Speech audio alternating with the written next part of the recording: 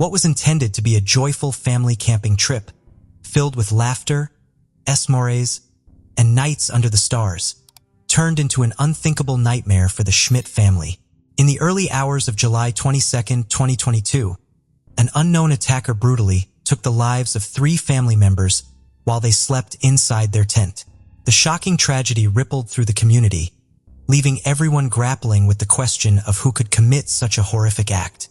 In this video, we'll delve into the details of this devastating case and seek to understand the events that led to the loss of 3 innocent lives. This is the chilling story of the Schmidt family. Tyler Schmidt was born on November 13, 1979, in Iowa, USA, and grew up in Cedar Falls, a city recognized for hosting the University of Northern Iowa. From an early age, Tyler was involved in the Boy Scouts, ultimately earning the prestigious rank of Eagle Scout. This experience sparked a lifelong passion for nature and camping. He particularly cherished the camps organized by the Lutheran Church, which fostered family connections and communal gatherings.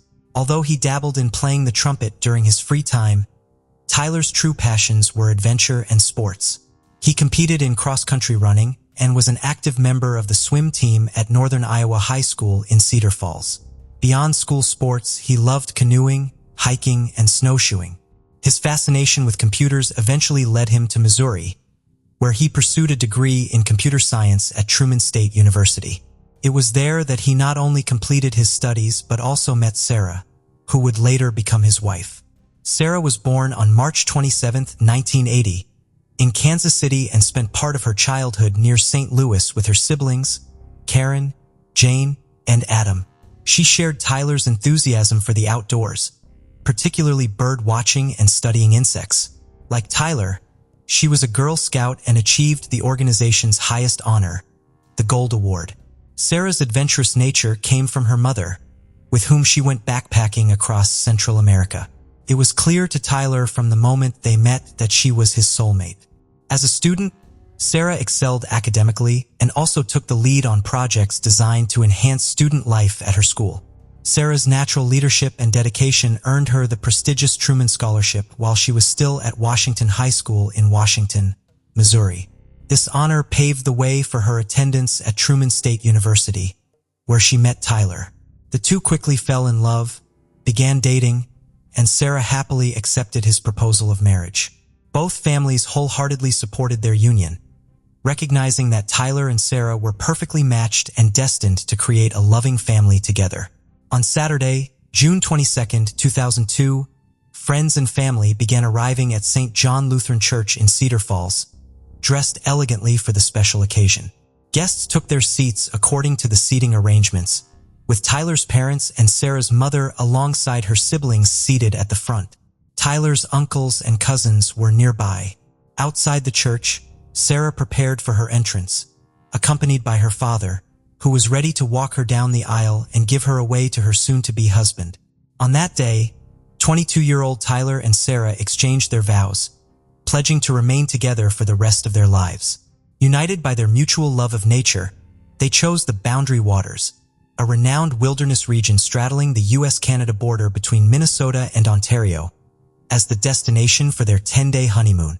A quick note before we continue. As you know, on Uncover Eyes, we release new videos every other day. Many of you have reached out expressing a desire for daily content, so we've launched a new channel, also focused on real-life crime stories, called Secret Crime Mysteries.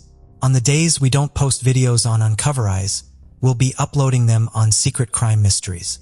This means if you're looking for daily doses of astonishing real-life crime cases, don't hesitate to subscribe. Without further ado, let's dive into today's case. During the first decade of their marriage, Tyler and Sarah focused on building financial stability and advancing their careers. After completing their bachelor's degrees in Missouri, they relocated to Lawrence to pursue master's degrees at the University of Kansas, where Sarah eventually found employment. Tyler, a skilled computer scientist, worked for a supermarket, a delivery company, and UPS, and spent 18 years at a firm specializing in business-to-business billing and payments. Despite their professional commitments, the early years of the Schmidts' marriage were marked by adventure and shared experiences. They made it a point to spend quality time together, exploring new natural landscapes whenever possible. Family and friends often gathered to enjoy their mutual love of board games, and the couple occasionally participated in events organized by their Lutheran church community. As devoted fans of the Kansas Jayhawks, they also supported basketball tournaments at Allen Fieldhouse. The year 2013 was bittersweet for the couple. On one hand, Sarah's father passed away from a heart attack, a significant loss for his loved ones. On the other hand, after 11 years of marriage, the couple welcomed their first child, Arlo. 3 years later, on September 17, 2015, they experienced the joy of parenthood again with the birth of a beautiful daughter, Lula Schmidt. When Arlo was 6 and Lula was 3, the family moved to Cedar Falls to be closer to Tyler's relatives. Cedar Falls welcomed them warmly, and they soon became active members of the community. Tyler continued working as a software engineer while Sarah started working as an assistant at the city's public library, and the children enrolled in Lincoln Elementary School's preschool. Tyler and Sarah were known for their kindness and willingness to help others, making everyone around them feel important. This commitment earned them the affection of their neighbors and the entire community. The same was true at the library where Sarah worked. Her warmth and friendly demeanor quickly made her well known and appreciated both inside and outside the library. The couple made sure to instill in Arlo and Lula the same passion they had for outdoor activities and nature. In 2021, they began camping with their children, and despite their busy schedules, the children loved these outings so much that the parents made time for them whenever possible. By mid-2022, Sarah was working long hours. Nevertheless, in June, she took a day off to celebrate their 20th wedding anniversary and planned to take another day in July to go on a family vacation. She had to finish a project for the library before July 26th, but was determined not to let it interfere with the family's plans. During the week of July 11th, Sarah mentioned to Katie, her brother Adam's wife, that she would be camping with the children at Maquoketa Cave State Park, a popular destination for hikers and explorers in Jackson County, Iowa, famous for its impressive caves and stunning natural landscapes. On Thursday, July 21st, the family packed their car and drove roughly 140 miles to reach Maquoketa Caves. Tyler and Sarah, both 42, along with their children Arlo, 9, and Lula, 7, arrived at the campsite before 5 p.m. The camping area was packed, so the Schmidts set up near the park's entrance. A few hours later, around 7 p.m., another family parked about 200 feet from their tent. This was Joe and Cecilia Sherwin and their 23-year-old son, Anthony Sherwin, from Nebraska. The Sherwins set up 2 tents, one for the parents and another for their son. They were on their way home after a week-and-a-half camping trip that took them to Michigan's Upper Peninsula. The journey had been enjoyable and had strengthened the bond between Joe, Cecilia, and Anthony. Anthony was always attentive to his parents' needs, and his mother often said he was the best son she could have wished for, kind, sensitive, and an exceptional student. That year, Anthony was working on a computerized system to support a business he claimed was worth millions. He mentioned that part of the profits would be used to help his parents financially. Cecilia knew little about the project because Anthony kept the details of the mysterious business to himself, only mentioning that he sent emails under strict security. As night fell at Maquoketa Caves, the campers settled into their tents. Before dawn on July 22nd, the park's visitors were jolted awake by the sound of gunshots. Just before the commotion, a man dressed in black entered the Schmidt's tent and attacked Tyler and then Sarah. Arlo, who had been asleep, woke up to the sound of his sister Lula's screams. As he turned, he saw blood inside the tent. Terrified, he managed to escape and ran to seek help. As he fled, he heard one last shot. Cecilia and Joe, in the neighboring campsite, rushed out of their tent amid the confusion. Joe searched for his son among the campers, asking if anyone had seen him. Arlo, still frantic, ran until he encountered the Sherwins. He was screaming and asking for help, saying his parents had been shot. Cecilia took his hand and ran with him to the park entrance. Once there, terrified and unsure of what had happened, she pulled out her phone and dialed 911. She was worried because her son was sleeping near the tent where the shots had come from and feared he might be among the victims. The Jackson County 911 operator understood when Cecilia reported hearing gunshots, but she struggled to pronounce the park's name, making it hard to convey the location.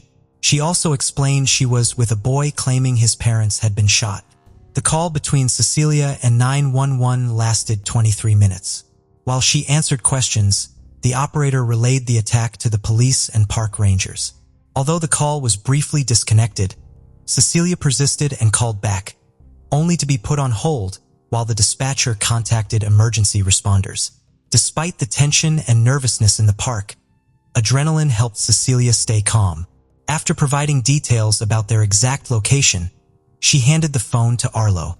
The boy explained to the dispatcher that he was in a tent with his mom, sister, and dad, and when he woke up, he saw someone dressed in black holding a gun. The 911 operator asked the child where his father was, and after a pause, he responded that he thought his father was hurt. Around 6:30 a.m., police officers and paramedics arrived at the scene and headed to the Schmidt's tent. What they found was horrifying. All the occupants of the tent were dead. The beautiful campsite had turned into a crime scene. Law enforcement immediately began searching for the shooter, knowing he could be anywhere. The tactical team quickly evacuated Makokata Cave State Park and Camp Shalom, a Christian summer camp located about 1.5 miles from the site of the attack. As officials evacuated the visitors, they gathered them outside the park. Once everyone was accounted for, it was confirmed that only one person was missing: Anthony Sherwin. He was not only missing, but also armed. At 11 a.m., police officers conducting an aerial search spotted a man's body. When they reached him, they found he was deceased. It was Anthony. Although investigations were necessary, the police identified him as the suspect in the homicides. They believed he had committed the deadly attack on the Schmidts and then taken his own life. The incident led authorities to close the park, a measure that remained in effect until July 28th. The Iowa Department of Natural Resources expressed its condolences for the incident. Their spokesperson issued a statement saying she and the entire team were devastated by the event, which had shaken the tradition of enjoying the state's natural wonders. But the legacy would continue for the millions of families who recreate in Iowa's parks. Citizens of Cedar Falls heard the news. They were shocked. The atmosphere changed suddenly, as if a gray veil had covered the sky. The reactions of family, friends, acquaintances, and even those who didn't know the victims were filled with pain. Cedar Falls was in mourning. In one of the windows of the Cedar Falls Public Library where Sarah worked, a sign was placed with a message saying that Tyler, Sarah, and Lula had left too soon but would always be in their hearts. The company where Tyler worked as a software engineer issued a statement describing him as a consummate professional and a mentor to his colleagues who were devastated when they heard about the tragedy. They knew of the love Tyler had for his children and his dedication to sharing his knowledge with little Arlo. The mayor of Cedar Falls also expressed his devastation over the loss of 3 beloved community members on his Facebook wall. He knew Sarah well as they had worked together on a tech project. The mayor also urged the residents of Cedar Falls to be generous towards Arlo, the sole survivor of the family, who was safe, and he shared a GoFundMe link for those wishing to donate. Within a few days, the initiative had raised over $276,000. In response to the tragedy, the local authority ordered the closure of the library for the rest of the day out of respect for Sarah's co-workers. The tragedy also elicited reactions from other political leaders. The Iowa governor expressed her horror at the attack and sorrow for the unimaginable tragedy. And a U.S. House representative from Iowa tweeted that it was a senseless and horrific crime. Sarah's family was heartbroken. Her sister said she felt her life had been shattered, unable to believe that Sarah would no longer be just a phone call away and that she wouldn't see her niece grow up. Sarah's family traveled from North Dakota, Texas, and Michigan to join the rest of the family for the private funeral service held at Greenwood Cemetery. On August 2nd, a gathering was held to celebrate the lives of Tyler, Sarah, and Lula at the picnic area of Overman Park. More than 200 people attended. Several attendees, including Tyler's aunt and the mayor, spoke at the podium set up for the occasion, sharing their feelings and memories of the deceased. The mayor concluded the speeches by confessing that he had once envisioned Sarah with her heart dedicated to the community, representing Cedar Falls politically in the future. While the loved ones of the Schmidts dealt with their grief and tried to provide comfort and attention to Arlo, authorities continued their investigation into the horrific crime. According to information released by the Iowa Department of Public Safety based on autopsy findings, Tyler had a gunshot wound and multiple sharp force injuries. His wife Sarah had only sharp force injuries, while their young daughter had been both shot and strangled. In early August 2022, authorities released official information on the case, naming Anthony Sherwin as the person responsible for the Schmidt family's murder. According to the police, the 23-year-old, who had no prior criminal record, was the sole person involved in the incident before taking his own life. The investigation did not reveal any motive for the attack. The assistant director of the Division of Criminal Investigation stated that no connection was established between Anthony and the Schmidt family prior to that fateful day or during their time as neighboring campers. The police department in Nebraska assisted with the investigation. When officers searched the Sherwin family apartment in Nebraska, they found no suicide note or any indication that could explain why Anthony targeted the Schmidt family and himself. His Facebook page was also void of any clues, as it was completely blank. Regarding the weapons used by the attacker, the assistant director of the Iowa Division of Criminal Investigation mentioned only one, a hand-assembled firearm which was recovered near Anthony's body. These types of weapons, also known as ghost guns, are built by individuals, often using parts purchased online without any restrictions. Since they lack serial numbers, they are difficult to regulate and trace. Seeking to confirm this information, the Des Moines Register contacted Anthony's parents, who confirmed that their son had built his own weapon using information found online. They explained that he did it as a challenge rather than out of a specific desire to own a gun. They also emphasized that Anthony was very responsible and had never harmed another person or animal. Cecilia asserted that their family had never owned guns and that they had decided to acquire them due to the rising crime rates in Nebraska. She added that due to their lack of experience, they even took classes to learn how to handle them. The parents explained that they brought the homemade gun on the trip for protection against crime and possibly bear attacks, as they had experienced one night while camping. They also mentioned their intention to dispose of it upon returning home. Anthony's parents set out to prove their son's innocence, convinced that he was a victim of homicide and not the killer. According to Anthony's mother, an independently obtained autopsy report indicated that he had been shot twice, not once as claimed by the police. She suspected that the first shot was meant to incapacitate him, but she could not understand how he managed to shoot himself a second time, challenging the authorities' theory of suicide. Another point they raised was the color of the clothing the attacker was wearing. Cecilia recalled telling the 911 operator that the assailant was dressed in black, which did not match what her son was wearing. Green shorts she had given him the day before the tragedy. Additionally, Cecilia and Joe reported that the police did not disclose where Anthony's body was found or whether the weapon he allegedly used to take his own life was the same one used against the Schmidts. When they specifically asked investigators if a ballistic test had been conducted to confirm matches, they received no answers. All these concerns were outlined in an email Cecilia sent to the media. In the message, she stated that her son had too many reasons to live and she was certain he would not abandon everything in such a manner. They had not seen any signs of him planning such an attack. In her opinion, Anthony was incapable of killing and had no connection to the Schmidt family. According to the grieving mother, the investigators only responded that it was a random murder. Anthony's parents requested the final investigation report to commission an independent review, but claimed they received no response to this request. In January 2023, a media outlet reported that it had requested public records of the case, adhering to Iowa's Open Records Law and the Freedom of Information Act.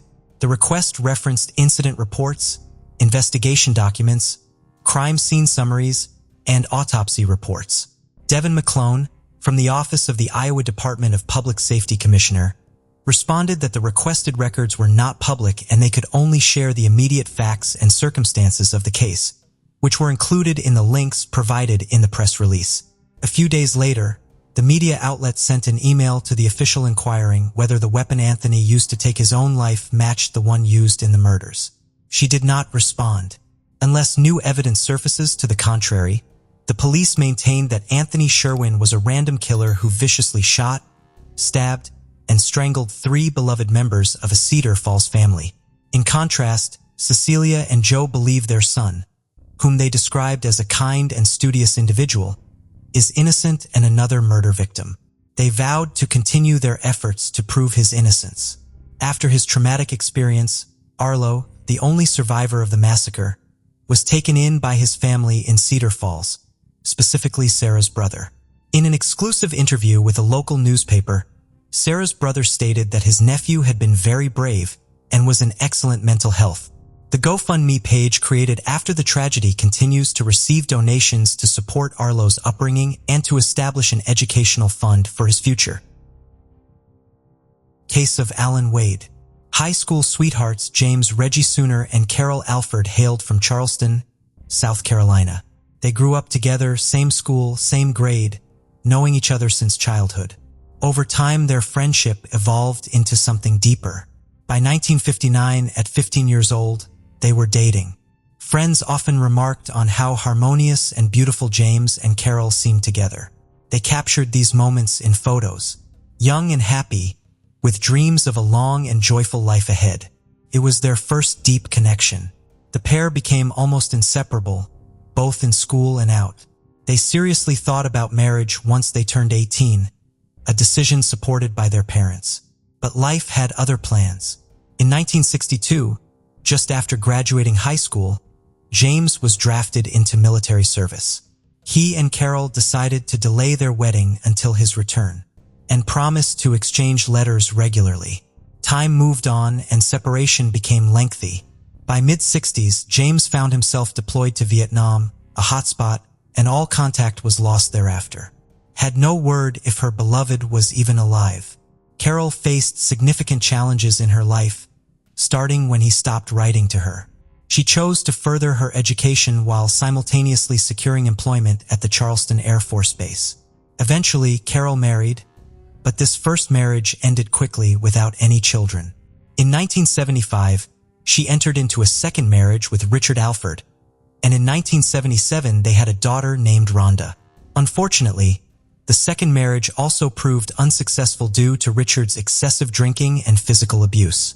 By the mid-1980s, Carol could no longer endure the ongoing abuse. She took her daughter and filed for divorce. However, Richard continued to harass and pursue her relentlessly. In 1987, his behavior reached a critical point. Richard purchased a handgun, consumed a large amount of alcohol, and went to confront Carol. On that fateful day, Richard rang Carol's doorbell. She unsuspectingly opened the door while Rhonda was in the room behind her. Despite his daughter's presence, Richard drew his gun and shot Carol multiple times in front of Rhonda. He then left the scene, drove to a deserted area, and committed suicide by shooting himself. Carol was fortunate to survive due to neighbors hearing the gunshots and Rhonda's desperate cries for help. They promptly called for an ambulance and alerted the police. Carol was in critical condition after losing significant blood. She underwent numerous complex surgeries and blood transfusions over several days before beginning her recovery. Although she gradually regained strength, she became permanently blind in her right eye and disabled for life. Toward the late 1990s, Carol's health deteriorated seriously once more. She experienced severe weight loss along with persistent pain and weakness, which prompted a thorough medical examination at the hospital. Despite enduring these substantial physical and emotional hardships throughout her life, Carol's resilience shone through as she navigated each challenge thrown her way. In 1987, received a distressing diagnosis of liver cancer. During her treatment, she was inadvertently infected with the hepatitis C virus, which went undetected and untreated. The virus silently damaged her liver over the years, ultimately leading to cancer. However, due to appropriate treatment and supportive therapy, Carol's condition was stabilized. She was required to take her prescribed medications daily for the rest of her life, and undergo regular medical checkups to make necessary adjustments to her treatment plan. Carol faced additional challenges after losing her job at the Air Force Base due to severe gunshot wounds. With the added burden of cancer, she was no longer able to perform physically demanding tasks or remain on her feet for extended periods. Consequently, she took a position as a call center operator for a cable TV company in Charleston, her hometown. On the other hand, James experienced his own set of hardships in Vietnam. He was severely wounded during the war and almost lost his leg, requiring a prolonged hospital stay. His name was mistakenly included in lists of the deceased, leading even his relatives to believe he had died. Fortunately, he survived and eventually returned home years later. By that time, he had lost contact with Carol. She had moved residences, married, and believed that James had perished in the conflict. Although James later married, severe injuries from the war led to diabetes and several chronic conditions, which prevented him from becoming a father. His marriage ended after a few years, leaving him living alone since then. He found employment as a laborer on the local railroad, but expected no further pleasant surprises from life. In fall 2000, while Carol was performing her duties at the call center, answering phones and providing customer advice, she encountered another caller whose voice sounded unnervingly familiar. This voice elicited an emotional response within her that she could not ignore. Carol immediately recognized her first high school love, but she was hesitant to act on it because she believed James was dead. She answered all the customers' questions and then suddenly turned to him, saying his full name. Silence hung in the air for a moment. The man timidly asked how she knew his name. Carol began to cry and responded that she was the girl he had dated in high school, the girl he once wanted to marry. For the next few, they both cried into the phone, unable to find words. They soon discovered that they still lived in their hometown and agreed to meet the next evening. Meeting again after 38 years, according to Rhonda's recollection, her mother came home from work that day, looking excited like a schoolgirl and talking nonstop about James. The next day, Carol prepared diligently for the date, trying on dresses, doing her hair and makeup. She realized that she was no longer the young beauty James remembered, but wanted to look her best and win back his heart. Their reunion was exciting. They hadn't seen each other in 38 years. They talked endlessly about everything, the highlights and sorrows of their lives, failed marriages, work issues, and health problems. They reminisced about their happy times together. Their old feelings reignited, and James and Carol were eager to make up for lost time. They began seeing each other daily and decided just a couple of weeks later to live together. 5 months later, they married and Carol moved into her new husband's home in Riverland Terrace neighborhood. Family life brought its own set of joys and challenges. The couple first resided in their native Charleston, South Carolina. In love and happy, they engaged in everyday life activities and took care of each other, especially since both were aging with health concerns. Next door lived the Cole family, a longtime acquaintance of James. Stephen Cole had also served in Vietnam, where he was severely wounded and now used a wheelchair. His wife Natalie seemed often absent due to work commitments, and preferred socializing with friends over spending time at home. In a bar somewhere, their daughter Tiffany would typically hang around on the street with nothing to do and money for even small pocket expenses. When James and Carol first started living together, Tiffany was still in high school. Good-natured Carol immediately felt a connection with the neighbor girl. She genuinely felt sorry for Tiffany, who seemed unwanted by her own mother. Over 5 years, did everything possible to support Tiffany. Carol invited her to family lunches and dinners, where delicious food was served, periodically bought clothes for the girl, and even provided small amounts of money for minor expenses.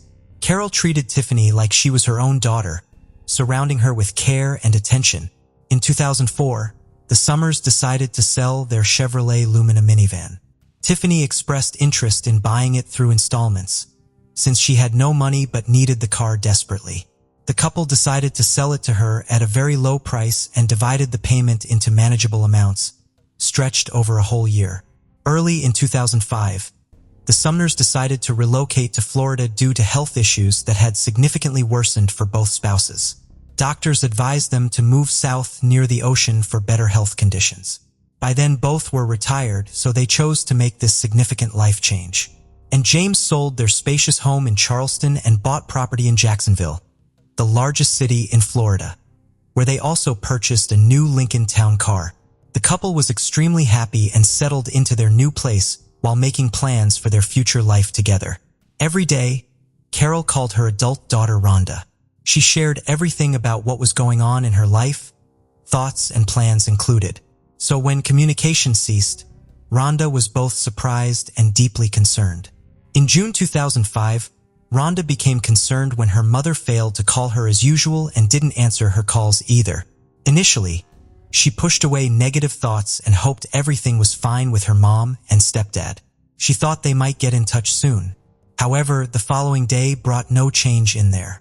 Rhonda called both her mother's and James' cell phones every half hour, but they were now unreachable and voicemail messages went unanswered. On the third day, Rhonda decided it was time to take action. She chose to drive to another state to personally check if her mother and stepfather were all right. She started early in the morning for a 5-hour drive to reach the Summers' home. Upon arrival, the first thing she noticed was that their car was missing, which seemed unusual. Approaching the front door, she found it slightly open. Inside the house was eerily quiet, despite a light being on in one of the rooms while sunlight streamed outside. Rhonda called out loudly for her mother and James, but heard nothing in response. Entering the kitchen next, she saw a table set for two with food that appeared untouched for at least 3 days. It looked like they were about to have dinner, but abruptly left it unfinished. The house itself was in disarray. Things were scattered around randomly, and some doors and cupboards were open as if someone had frantically searched through them. Rhonda's concern grew when she spotted crucial medications on a bedside table in their bedroom. Her mother's cancer pills, taken 3 times daily, and James' insulin, administered hourly, remained there untouched along with completely dead phones. Given these observations, medications left behind, and no cell phone usage, it became clear that her mother and stepfather couldn't have gone far or been away for long without these essentials. Understanding the gravity of the situation, Rhonda immediately contacted the police to report their disappearance under what seemed like strange circumstances. The couple's vehicle was promptly included on the wanted list. All bank cards belonging to Carol and James were blocked the same day. The initial days of the search yielded no significant results. It was impossible to locate either the sum owners themselves or any witnesses. However, on June 12th, several events transpired simultaneously, enabling the police to pick up the trail of the criminals. Firstly, a man phoned one of the banks, identified himself as Mr. James Sooner, and complained about his card being blocked, making it impossible for him to withdraw cash. Upon verifying the card information, the bank employee immediately suspected something amiss. The employee suggested that Mr. Sooner personally visit the nearest bank branch to resolve the issue, but the man abruptly hung up. A few minutes later, from the same number yet directed at another bank, a woman identifying herself as Mrs. Carol Sooner called and reported a similar problem with her card being blocked. When she was asked to visit the bank in person, she categorically refused, citing health reasons and emphasizing her immediate need for access to her funds. Naturally, this request was denied. The information regarding these calls and recordings of them were immediately handed over to law enforcement. The same day at the station, these recordings were played for Rhonda, who confidently stated that neither voice belonged to her mother or stepfather. This was evident from the outset as both individuals were in their 60s while the voices sounded much younger. Police promptly hypothesized that these imposters were directly connected to the disappearance of the Sumners. They suspected that either these individuals had kidnapped Carol and James and were holding them somewhere against their will, or had possibly killed them after coercing information about their bank accounts and cards. A few days later, the missing couple's car was discovered abandoned on a deserted road in a wooded area. There were no traces of blood or signs of struggle in the cabin. Experts found hair and sweat marks in the trunk, which belonged to both spouses. It became evident that the owners had been taken away in the trunk of their own car, and prospects of finding them alive were grim. Upon examining the couple's bank transactions, it was revealed that money had been withdrawn from their cards several times after they ceased contacting their daughter. Reviewing the ATM surveillance footage showed that a young man, who couldn't be identified immediately, made the withdrawals. Additionally, a request was made to trace all calls from the number used by the imposters to contact the bank. The SIM card itself was purchased with prepaid time shortly before the disappearance of the couple. Attempts to establish the buyer's identity failed. However, it was discovered that on June 6th, a call was made from this number to a car rental company. It turned out that a guest at one of the hotels rented a Mazda RX-8 under the name Tiffany Cole. This same car was subsequently driven by an unidentified young man who withdrew money from ATMs using cards belonging to the missing individuals. He withdrew $1,000 from one card and nearly $3,000 from another. Thanks to built-in location trackers in rental cars, investigators determined that this Mazda RX-8 had parked at a hotel in Charleston. A capture team was promptly dispatched and forcefully entered the room where these individuals were staying. The room was strewn with packages and receipts from various stores, including clothes, gadgets, video games, cosmetics, perfumes, and expensive alcohol. Inside were 3 individuals: 23-year-old Tiffany Cole, her 24-year-old boyfriend Michael Jackson, and 19-year-old Alan Lindell Wade. The young men appeared surprised and confused as police placed handcuffs on their wrists. All 3 individuals were taken to the police station and placed in separate rooms for questioning. Initially, they pretended not to understand the accusations against them or simply remained silent. A search of their room uncovered several items belonging to the Sumners, including their bank cards, a laptop, some of Carol's jewelry, James' expensive coin collection, keys to their Lincoln Town car, and pawn shop receipts in the name of Cole. It was discovered that part of the stolen jewelry had been pawned by Tiffany and the money spent with friends. After several hours of interrogation and upon being presented with irrefutable evidence found in the hotel room, Tiffany was the first to speak. She sobbed as she revealed that she and her friends had robbed the elderly couple, but insisted they did nothing further to them.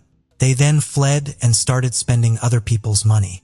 Tiffany also admitted that there was another accomplice, a 19-year-old named Bruce Kent Nixon, who was paid $300 for his help. They never saw him again after that. Indeed, Bruce had agreed to participate in the crime for a promised payment. Afterward, he spent all the money on illegal substances. Finding him wasn't difficult, as he lived in Charleston and had not attempted to flee or hide. He was arrested at his parents' house. A careless phrase led Bruce to realize how serious consequences could be for his involvement. Consequently, he agreed to cooperate with the authorities to avoid facing the death penalty. What he revealed was horrifying. It all started in May 2005, when Tiffany went to deliver a payment for a car bought 6 months prior from the Sumners. She often visited them personally, because hospitable Carol and James invited her to stay for a night or a few days, offered delicious food, and even gave gifts if she brought friends along. There was always space for guests in the house and at their table. This time, Tiffany showed up with her new boyfriend and were warmly invited to dinner. Since it was late, the couple ended up staying overnight at the Sumners' home. During the meal, the Sumners discussed how they had settled into their new place. Carol inadvertently mentioned that they had nearly $100,000 left after selling their house in Charleston, implying they could comfortably enjoy their retirement without any financial worries. With this revelation, Carol unwittingly sealed her, and her husbands Tiffany and Michael exchanged looks. That night, while still at the couple's house, they began plotting how to obtain that substantial amount of money. In the morning, Tiffany and Michael bid farewell and returned to South Carolina. Over the next 2 weeks, they found accomplices, assigned roles and responsibilities, and began executing their plan. On June 6th, Tiffany rented an inconspicuous car while Bruce and Alan stole 4 shovels from an unspecified location. Together, they drove to a secluded spot in the suburbs of Jacksonville and started digging a deep hole intended as the grave for the Sumners couple. On July 8th, Tiffany purchased rope and duct tape from a hardware store and handed these materials over to her accomplices. That evening, Bruce and Alan arrived at the prospective victim's home under the pretense of needing assistance and asked if they could make a phone call from inside. Despite finding them strange, decided to let them in, thinking they genuinely needed help. Once inside, Bruce and Alan immediately attacked Carol and her husband when he responded to her screams. They bound the couple's hands and feet with duct tape, blindfolded them, and demanded information about any money or valuables in the house. Under severe threats of torture and death, The summoners provided details of their bank accounts and PIN codes for their cards in hopes of being spared. However, once this information was obtained by the intruders, 2 additional accomplices entered the house. They helped drag Carol and her husband into their backyard before stuffing them into the trunk of their family car. Alan drove their Lincoln, with Bruce seated beside him, while Tiffany and Michael followed close behind, in a rented Mazda RX-8 as part of their sinister plan. While on their way, they encountered a police patrol that might have tried to stop the car with the couple in the trunk. The second car was supposed to divert attention by speeding up or blatantly breaking rules. However, no one appeared in their path, so both cars reached the destination safely. In the trunk, James managed to free his arm. He removed the bandage and duct tape from his face, and also from his wife's face to prevent suffocation. There wasn't much more they could do. Their surprise, bewilderment, and shock were immense when the trunk lid opened, and among their captors were Tiffany and her boyfriend, who had recently visited them. The captives were led several dozen meters through the woods to a prepared grave. They were then simply pushed into it. The couple pleaded desperately for their lives, but the young criminals proceeded otherwise. They killed the couple in a brutal manner by burying them alive. According to Bruce, it took about an hour for them to cover the bound elderly people with earth, while they cried, confessed their love for each other, and said goodbye. An examination later showed that the spouses died of suffocation. Pieces of soil in which they were buried were found in their mouths, respiratory tracts, and even stomachs. After completing this gruesome act, the outlaws abandoned the Lincoln in the woods and returned to town in a rented car. They went to the Sumer house where they took valuable items and then returned to South Carolina to start spending their loot. However, after 2 days, all stolen cards were blocked. For days later, all participants in the crime were taken into custody. Bruce Nixon was the only one who fully admitted his guilt from the beginning, and agreed to cooperate with investigators, hoping for leniency. He revealed where the spouses were buried and detailed everything that happened on that awful night. Tiffany claimed that her boyfriend Michael had lost his mind and initiated the crime. When he heard about the substantial amount of money retained by the summoners after the sale of the house, her lawyer argued that the girl was an accomplice and not directly involved in the murder herself. Jackson and Lindell opted to stay silent, but they collected evidence compellingly. The jury didn't think Tiffany Cole's innocence, since she participated in creating the criminal plan, rented a car, and devised a diversionary tactic if they were chased by police. She even helped dig a grave for the spouses. Furthermore, she pawned stolen items and joyfully spent money, as evidenced by numerous photos of her in purchased clothes and in a limousine rented to celebrate their illicit success. As a result, Bruce Nixon was sentenced to life imprisonment without parole. Jackson, Tiffany, and Lindell received the death penalty. Despite filing multiple appeals and grievances, all were denied, leaving the sentence unchanged. However, in 2023, 18 years after their heinous crime, that very same death sentence had yet to be carried out. Little is known about Brian's childhood because his parents and lawyers made concerted efforts to protect many of his personal details. However, by piecing together information revealed during his 2023 trial, we can sketch a rough profile. Brian was born in 2002 and exhibited an early interest in death-related topics. He had a history of animal abuse and derived pleasure from watching particularly gory content. The timeless question in such cases is this: did exposure to morbid material shape his personality, or was he inherently inclined toward darkness, with violent videos and games simply amplifying his existing tendencies? As Brian reached secondary school, certain disorders became apparent. He experienced severe mood swings and often preferred isolation when his peers were socializing. He rarely attended parties and had a notably cynical attitude. At 15, a family doctor diagnosed him with depression after a series of consultations. A few years later, he complained of severe headaches, prompting a CT scan to rule out clots, tumors, or other abnormalities. The results were normal, but the migraines persisted, causing him ongoing distress. Despite his evident frustration with these medical treatments, Brian remained cooperative, often ending each consultation with a resigned, half-hearted smile. Psychotic disorders were ruled out, but other concerning behaviors emerged. A counselor contacted by Brian's mother to help him cope with the death of an uncle observed that Brian showed little empathy for the loss. He admitted he was tired of pretending to feel sad about things that didn't affect him. Over time, Brian's counselor noted his constant questioning of why hurting or stealing was wrong, indicating a disturbing lack of moral understanding. He displayed no empathy for minorities, regarding transgender individuals as less than human. It became evident that Brian harbored a significant, concealed hatred. On multiple occasions, he was known to exploit the vulnerabilities of his peers to mock them. All these observations paint a troubling picture of Brian's mental and emotional state, despite his mother's persistent efforts to seek help for him. Before turning 18, Brian visited the Vocational Rehabilitation Division. The reason was that he claimed he couldn't comprehend how his decisions impacted his future or the lives of those around him. During this time, a third doctor met with him and asked about his future goals. Brian quickly listed his key influences: Adolf Hitler, Columbine shooters Eric Harris and Dylan Klebold, serial killer Ted Bundy, and former Soviet Premier Joseph Stalin. The doctor, unfazed, took notes and quickly diagnosed Brian with a low level of autism. She requested further tests to explore his darker thoughts. However, Brian soon found a job and many of these tests were never conducted. Could these tests have predicted what Brian was about to do?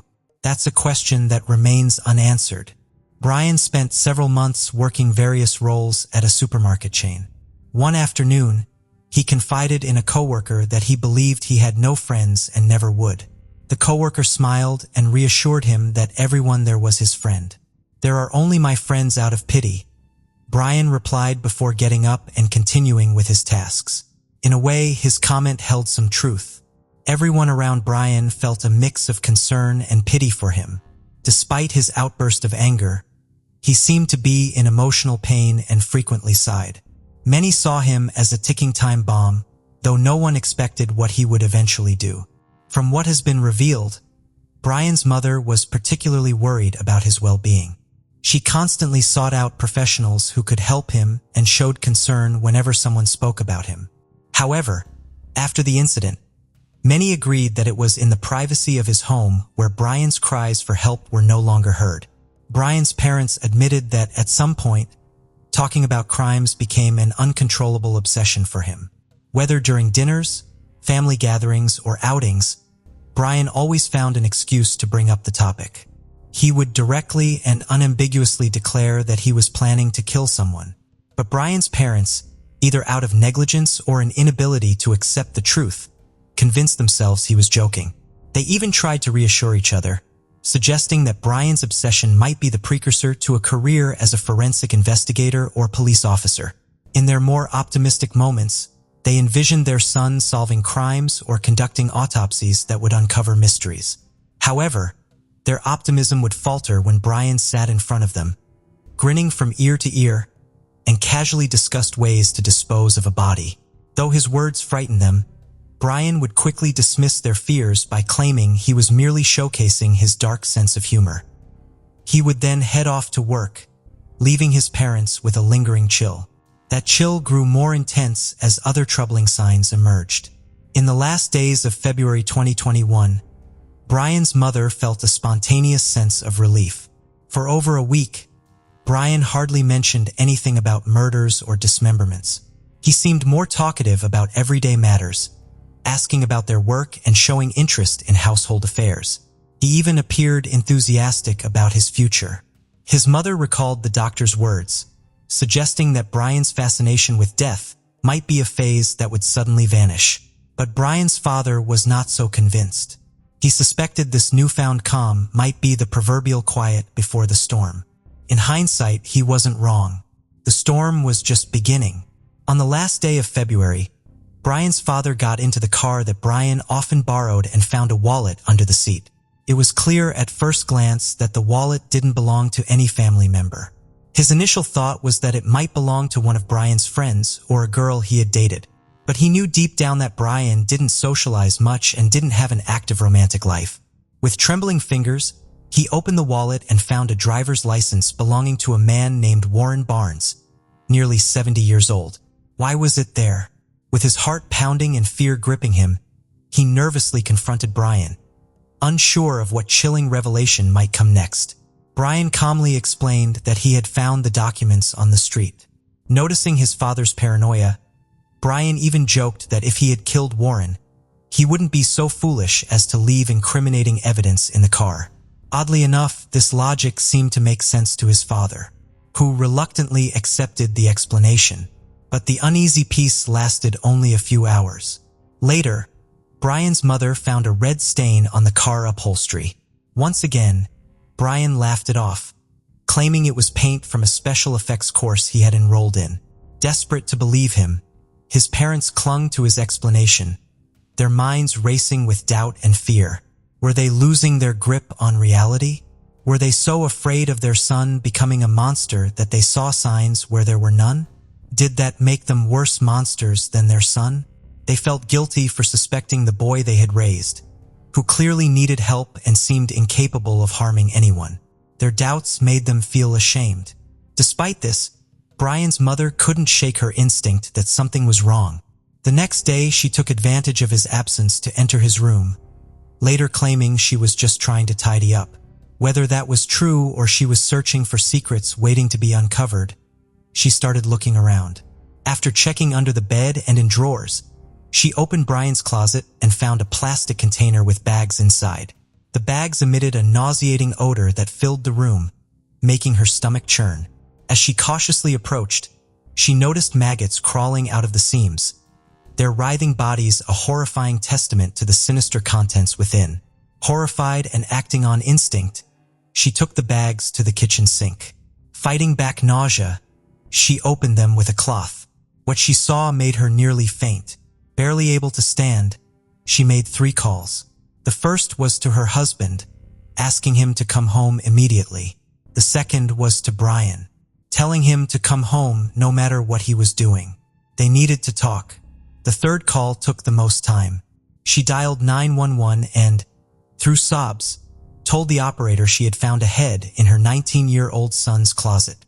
The operator assured her help was on the way and urged her to stay calm. When the police arrived, the sequence of events that unfolded was recorded and remains chilling to those who watch it. It's just a few seconds, but enough to make many lose faith in humanity. Brian spoke about what he did with a chilling lack of emotion. That same day, he was arrested. He was brought to the police station for questioning. His mother was also subjected to interrogation. After some time, he began to reveal some horrific truths. His trial took place nearly 2 years later in January 2023. On the stand, he repeated what he had told those taking his testimony over the months. Even during his initial confession, he appeared almost happy as he recounted his crime. Brian had decided to bring his homicidal fantasies into reality and devised a plan. From reading about serial killers online, he learned the importance of choosing his victim carefully. To avoid getting caught, he needed to target someone who wouldn't be missed, reducing the risk of immediate suspicion. This led him to conclude that his best option was to kill a prostitute or a homeless person. He began patrolling his neighborhood at night, armed with a kitchen knife, driving slowly and watching intently. He studied locations, times, observed routines, and took notes. Gradually, he identified more isolated areas and the least patrolled blocks. His obsession grew, and by February 27, 2021, he had become a predator on the hunt. That night, Brian found his target, a homeless man sleeping under a bridge near Crossview Avenue. Without hesitation, Brian acted on his sinister plan. He activated the vehicle's hazard lights and stepped out with a determined stride. There was no hesitation or moment of reflection. Brian approached the man sleeping on the ground and attacked decisively, killing him with a knife. According to his account, the victim didn't even wake up. The cuts were so precise that he bled out almost immediately. Once the body stopped convulsing, Brian stood there for a few minutes, watching. As the adrenaline began to subside, doubt crept in. Had he left fibers from his clothes on the body? What if, in the frenzy of the attack, he had left fingerprints? He couldn't allow that to happen. It went against everything he had learned. Ensuring no one was watching, Brian proceeded with what seemed the most logical action in his fevered state. He decapitated the victim and severed his hands, placing these parts into bags. He then put the rest of the body into his car trunk after removing the wallet and other documents from the man's pockets. Brian attempted to sink the car in the Colorado River before returning home. It was early morning by then. He locked himself in his room, his heart still racing. The next day, his parents reported the car missing, and Brian acted as if nothing had happened. He even started showing more affection and connection with those around him, as previously mentioned. In the following days, Brian spent hours drawing meth, selecting locations to dispose of the incriminating bags. But he never got the chance. His mother discovered them first. Ultimately, things didn't go as Brian had planned. Moreover, Brian had chosen his victim poorly. Despite his assumption that the man's disappearance would go unnoticed, the reality was quite the opposite. Warren Barnes, 69, was a well-known figure in that part of town, and everyone had a great deal of affection for him. His disappearance was reported on February 28th by the owner of a bookstore on Crossview Avenue between 4th and 5th Streets. Warren was known for borrowing books every morning with meticulous regularity. When he missed his routine, people became worried. "When was the last time you saw him?" "Saturday, 5 o'clock. I said, "I'll see you tomorrow, Warren." And he was like, "Okay," meaning he planned on coming down on Sunday. And then he did not show up. The Colorado Sun revealed that Warren was known in Grand Junction as the Reading Man. He was a cheerful character who always chatted with neighbors about literature, recommended authors, and engaged in debates.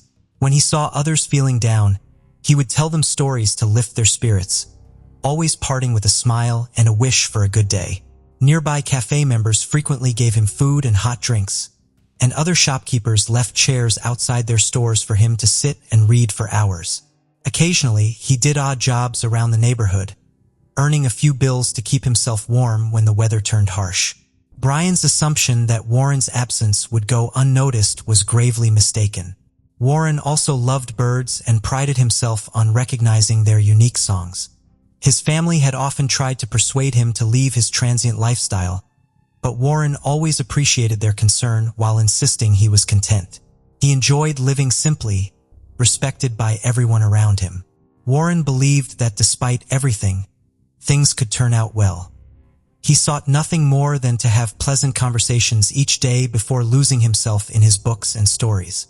Warren possessed an unusual innocence for his 69 years, devoid of malice and corrosive ambition. Everyone loved Warren. That's why his absence was immediately noticed, and the police were called when he didn't show up as usual. His sister Geraldine recounted how Warren had called her just hours before his death to wish her a happy birthday. He had done so in his cheerful tone, wishing her all her dreams come true. She was the last person he spoke to before lying down under the bridge, never to wake again. During the trial, a group of neighbors requested to testify about who Warren was. They emphasized that not having a home didn't make a person any less valuable or disposable. 2 Colorado state psychologists who evaluated Brian for his insanity plea concluded he wasn't insane at the time of the murder. Another psychologist assessing Brian separately for the defense argued he had experienced a psychotic episode triggered by the attack on Warren, which subsided shortly afterward. Brian's mother took the stand, expressing her condolences to Warren's family through tears. She asked that Brian's sentence include mental health treatment, insisting her son was more than the sum of his mental defects and actions. She hoped Brian still had a chance to contribute positively to society. "Brian doesn't think or feel like the rest of us," she said before leaving the courtroom, her voice trembling. A palpable tension filled the room as everyone's eyes turned to the judge. It was time for the verdict. The judge in charge, with 37 years in the judicial system, including 16 as a judge, remarked that this was one of the most horrific cases he had ever encountered. Since Brian had confessed to the crime in detail, his lawyers based their defense on his mental health. They argued that Brian's declaration of wanting to become a famous killer was a sign of his insanity. They also cited his major depressive disorder combined with environmental stressors as factors leading to temporary insanity. However, the prosecution argued the opposite. They claimed Brian had meticulously planned the murder for months, and that the dismemberment of the body to hide evidence demonstrated cold, calculated, and meticulous behavior. On February 6, 2023, 20 days after the trial began, the judge delivered a clear decision: life imprisonment without the possibility of parole. Today, Brian is incarcerated at the Buena Vista Correctional Complex in Colorado. Mesa County Assistant District Attorney Trish Marr conveyed her sorrow over the brutal murder of Warren Barnes. She remarked, "Warren Barnes was taken from us in an incredibly violent manner. His friends, family, and the community deeply feel his absence. This case underscores the checks and balances of our criminal justice system. Justice was served when the jury delivered guilty verdicts, holding the defendant accountable for his atrocious crimes." Meanwhile, in November 2021, a monument was erected in Warren's memory near the main street of Grand Junction. Created by artist Tim Navin, the installation features a chair under the shade of a tree with a stack of books on the seat. Poetically, it serves as a fitting sanctuary. However, the absence of the reading man is still deeply felt in the daily life of the town, which remains shrouded in a bit more sadness following Brian's actions. Case of Jassi and Mithu. In 1994, in the month of December, in the city of Jagraon, in the Ludhiana district of Punjab, a boy named Sukhender Singh Sidhu, his nickname was Mithu, after playing a kabaddi match, was standing at a rickshaw stand, waiting for a rickshaw to go back to his village. He had some friends with him who had come to support him during the match and to boost his morale. During that time in Punjab, there were some rickshaws like the ones you're seeing on your screen now. Kabaddi is a sport played between two teams in Punjab, where each player demonstrates their strength and smartness. Since Mithu was the #1 kabaddi player in his village, he was quite attractive and powerful. The rickshaw hadn't arrived at the stand yet, so Mithu and his friends were joking around. Suddenly, they noticed 3 women walking towards the rickshaw stand from the opposite road. As these 3 women approached, Mithu and his friends noticed that 2 of them were older, while the third one accompanying them was a very beautiful young girl. When the rickshaw arrived at the stand, all passengers got in and the beautiful girl sat on the back seat, while Mithu stood behind the rickshaw. During this journey, Mithu noticed that the girl kept looking at him repeatedly, and his friends also noticed this. However, Mithu couldn't talk to the girl, and as soon as she arrived in her village, she got off the rickshaw with her family. Once again, she looked towards Mithu, and for the first time, their eyes met. Besides, she smiled when she looked at Mithu, and in response, Mithu also smiled.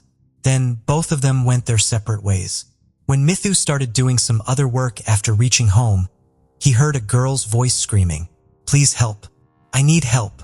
As soon as Mithu stepped out of the house, he saw that it was the same girl he had seen in the morning in the rickshaw and smiled at while she was leaving. After that, Mithu went to the girl, who had come on a scooter with her friend from her home. Here Mithu first greeted the girl with a hi, and then tried to start the scooter, but deliberately didn't start it. Then Mithu asked the girl her name and also told her his name. Actually, the girl's name was Jaswinder Kaur, but her nickname was Jassi. After that, Mithu said to the girl, "I want to talk to you." Hearing this, Jassi got confused because she didn't understand Mithu's words, so her friend who came with her translated Mithu's words into English for Jassi.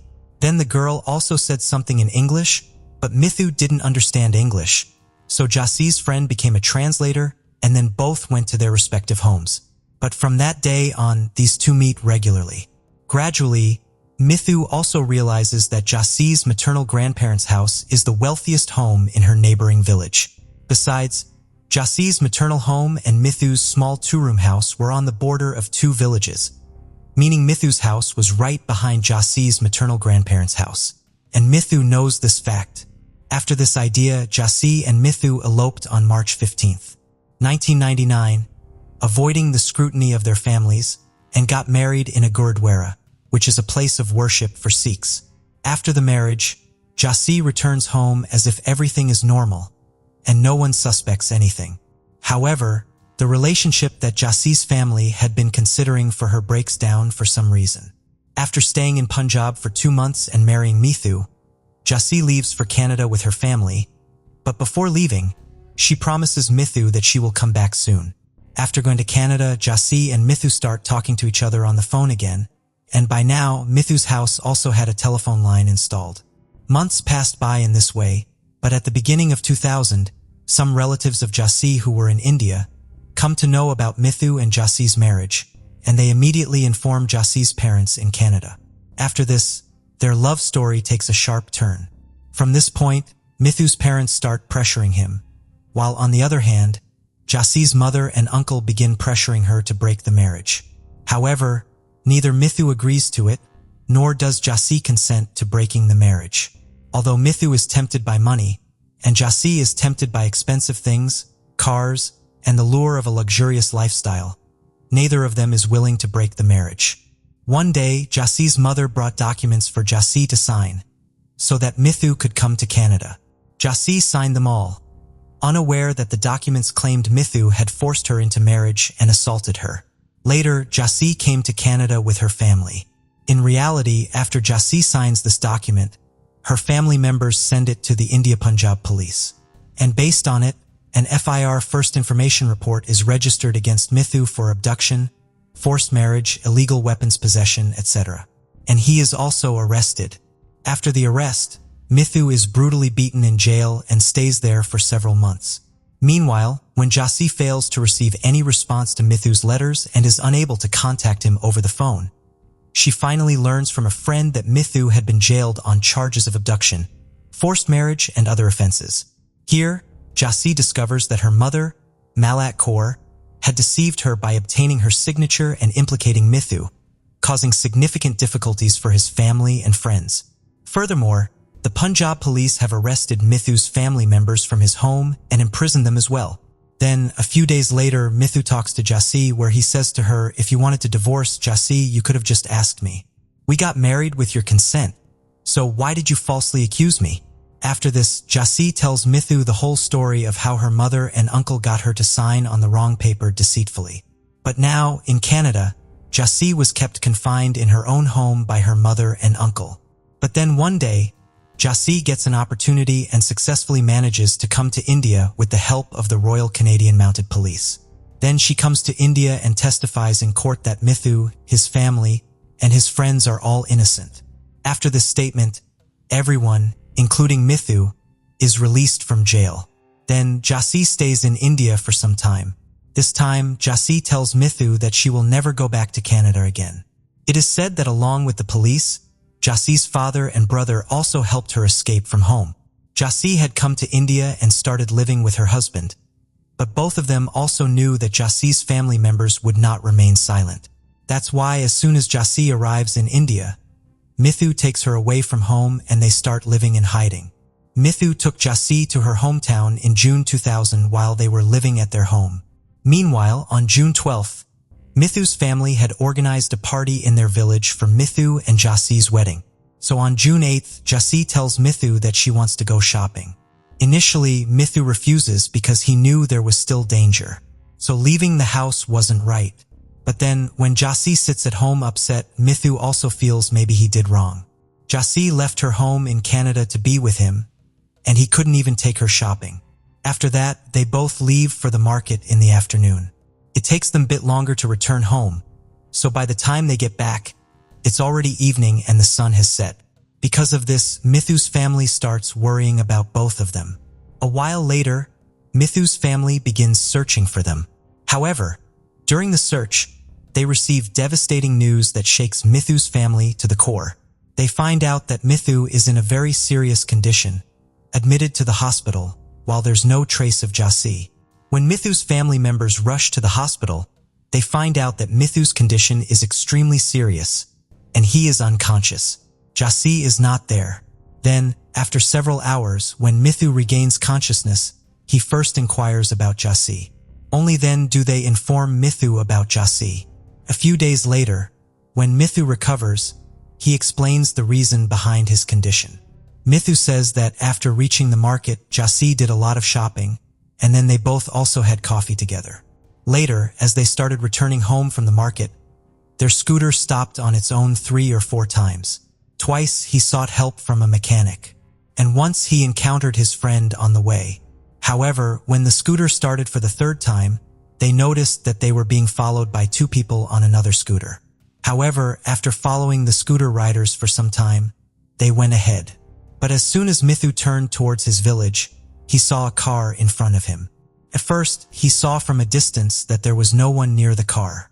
But as soon as he approached the car, suddenly 5 to 6 men came out and stood in front of the scooter. One of them even attacked them, which caused blood to start oozing from Jassi's head. After that, Mithu held Jassi and started fighting back against those thugs. But then one thug also attacked Mithu's head with a large rod from a nearby road. After that, Mithu became unconscious and those thugs kept beating Mithu, and finally, thinking he was dead, threw him into the nearby drain. A few hours later, late at night, some laborers passing by noticed Mithu lying there, and they picked him up and took him to the hospital. After learning this story, everyone sets out to find Jassi. This information is also given to the police, and now the police also begin to search for Jassi. After filing cases of assault and abduction against unknown criminals, the next day, on June 9th, Jassi is found, but she was not alive.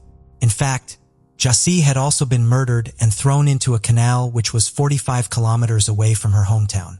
When Jassi's body is retrieved from there, it is discovered that someone had brutally strangled her to death. Additionally, Jassi's body bore dozens of deep wounds, indicating that she had been tortured cruelly before dying. When Jassi's body is found, the Punjab police also contacts Jassi's family. However, Jassi's mother Malota and uncle Surjit Singh both deny recognizing the deceased as Jassi. But Mithu and his family, along with Jassi's father and brother, confirm that the body is indeed Jassi's. Now, the key question was who had inflicted such severe beating on Mithu and who had brutally murdered Jassi. After Jassi's body was found, the charge of murder was added to the case and the police embarked on the search for the criminals. During the search, the police managed to apprehend several major criminals in the vicinity based on suspicion. The police were so alert because although Jassi was Mithu's wife, she was actually a Canadian citizen. In the case of Jassi's death, suspicions quickly arose among certain individuals, and the police soon discovered who was involved in Jassi's murder. When the police rigorously interrogated these individuals, some criminals confessed to having committed Jassi's murder themselves and admitted to brutally beating Mithu as well. However, the question remains who instigated all of this.